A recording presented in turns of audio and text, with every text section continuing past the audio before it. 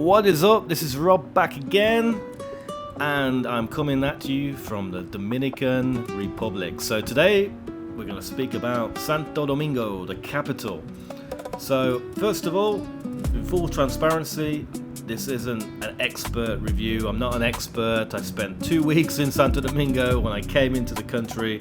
So these are just my first impressions of the DR and my first impressions of Santo Domingo. This is an honest review of what I thought it was like. So let's get into it.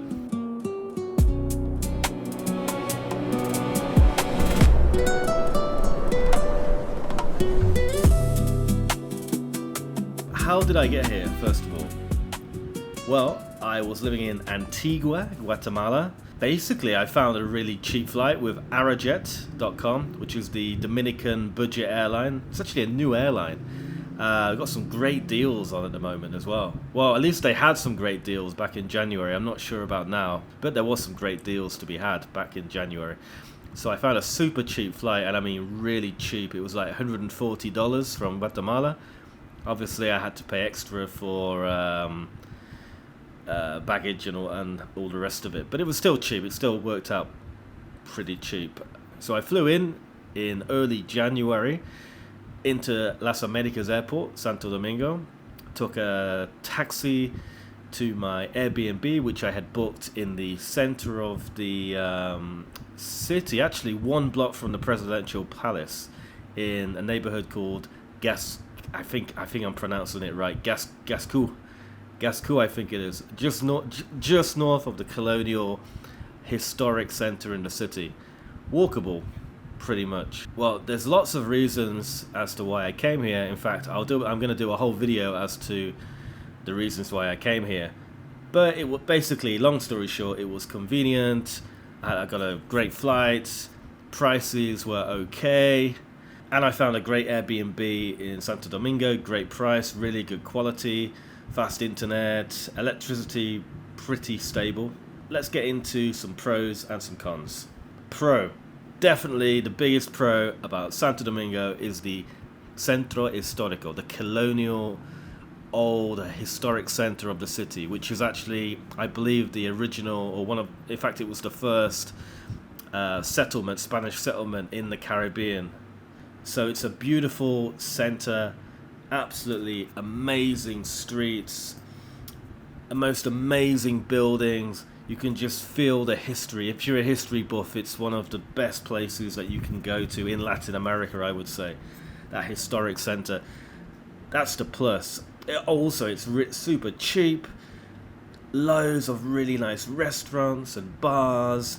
The downside is it's tiny. It's so small. What a shame. I mean, it's only a sort of a few streets by a few streets, and it's easily done within a few hours, basically, which is a shame because the rest of the city is a real mess, which comes to our first con.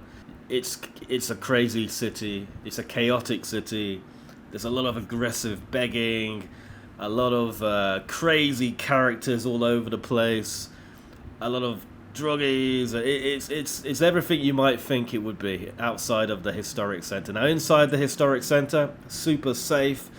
Cops all over the place. It reminded me of Havana 20 years ago, where you'd have a policeman on every corner. It's super safe. It's one of the few places in Latin America, well, one of the few capital cities at least, where you can sit outside on a terrace, just enjoy a drink. You don't have to worry about panhandlers, people begging, all this kind of thing. But outside that historic center, it's a completely different story. It's chaos. But let's talk about a pro. Loads of variety, loads of shopping centers, there's loads of supermarkets. Uber Eats, if you don't really want to go anywhere and face the traffic. You've got countless restaurants, all sorts of food. No limit to the variety. I mean, if you're talking about variety and shopping and just places to go, there's nowhere else that compares to it in the DR. But saying that, the museums outside of the colonial zone absolutely suck. At least the ones that I went to. Again, I'm no expert, I did a couple of weeks, but the museums that I went to sucked, I have to tell you. The National Museum of Natural History absolutely sucked. It's like something that was cobbled together by a bunch of college kids. Not even, it was awful. Just, it wasn't worth, I think it was 200 pesos to get in. Oh, it wasn't even worth it. There was some plastic dinosaurs. There's also loads of construction work going on as well, banging, and it just really sucked. I wouldn't recommend it. Then you had the Museo Nacional de Historia de la República Dominicana, which was closed. So I don't know. I never got to find out if that was good or not. The Modern Art Museum, the Museo de Arte Moderno, absolutely sucked. The good thing about it was great air conditioning. So if you are in that part of the city, in Gascue, not too far from the historic centre, and you want to go to the National Art Museum, I wouldn't bother unless you want some good air conditioning. It's affordable in terms of Airbnbs. You get some really good, the supply of Airbnbs is plentiful, some really good quality places at really good prices as well. Not as cheap as other parts of Latin America, it's not as cheap as Colombia, it's not as cheap as even Guatemala, to be honest. It's quite a bit more expensive, but you get good quality in the capital and you get loads of sort of options to choose from. So that's great. You also have fast internet. The electricity was pretty good whilst I was there. Obviously we had a few blackouts, but nothing that lasted more than half an hour, so nothing major really. And things in general, places in general, the food, the Ubers, getting around by Uber, which was what I did, super cheap. Again, you can get around most places for sort of $3, $4, $5, something like that. But the only problem being is that the traffic is absolutely mental. There is actually a metro system, which I didn't actually try out, but there is a metro system, so I'm not really sure if that's any good or not. I guess it's probably better than taking a cab, to be honest. Another pro is there's plenty of bus stations, so you can get out quickly and you can go anywhere cheaply. I took a Caribe Tours bus up to Puerto Plata at the end of my time there, obviously, and it cost me around 650 pesos for a 3.5 hour bus ride. That's around $10. So would I recommend it? Well, Santo Domingo is crazy. I think if you love urban chaos and decay, you're gonna love Santo Domingo. You're gonna love it.